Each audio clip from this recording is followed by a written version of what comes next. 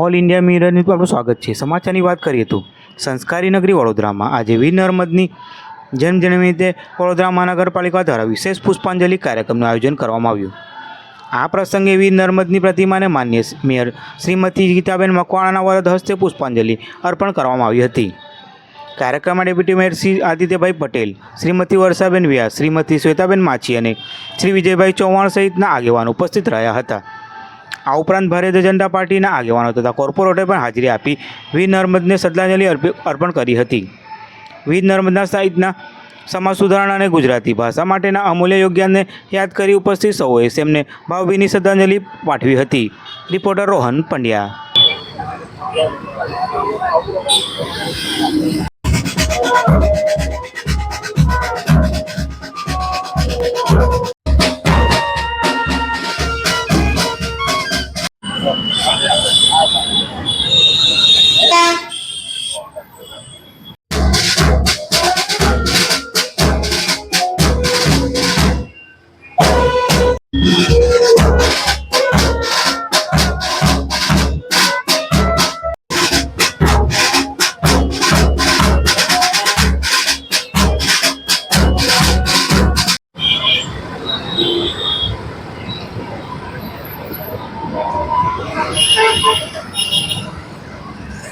આજે વડોદરા મહાનગરપાલિકા દ્વારા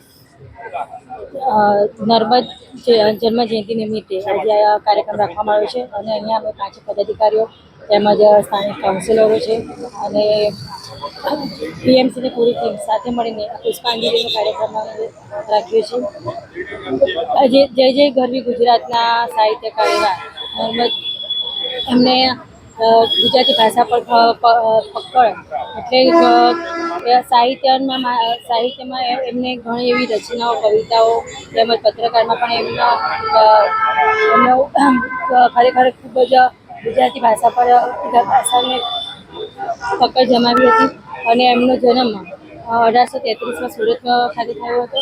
તેમને સાહિત્યની સાથે સાથે એમને રાષ્ટ્રપ્રેમી પણ હતા અને એમને જે રીતે સમાજ સુધારા માટે પણ એમની વિચારધારણાઓ હતી અને એમના કવિના માધ્યમથી, સાહિત્યના માધ્યમથી મહિલા સશક્તિકરણ તેમજ વિધવાના પૂર્ણ વિવાહ અને આમાં પણ એમને ખૂબ જ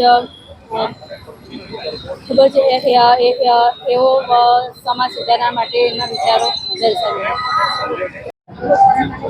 ગુજરાતી સાહિત્યના માધ્યમથી જય જય ગરવી ગુજરાત જેવો ગુજરાતની અસ્મિતાનો બુલંદ નારો આપનાર, યાહોમ કરીને પડો ફતેહ છે આગે જેવો આત્મવિશ્વાસથી ભરપૂર જીવન મંત્ર આપનાર મહાન વિભૂતિ, યુગ પ્રવર્તક કવિ નર્મદજીની જન્મજયંતિ નિમિત્તે વડોદરા મહાનગરપાલિકા દ્વારા વડોદરાના પ્રથમ નાગરિક મેયર શ્રીમતી ગીતાબેન મકવાણાની અધ્યક્ષતામાં અને ઉપસ્થિતિમાં શ્રદ્ધાંજલિ, ભાવાંજલિ અને પુષ્પાંજલિનો કાર્યક્રમ અધિકારી પદાધિકારીગણ સાથે યોજાયો છે।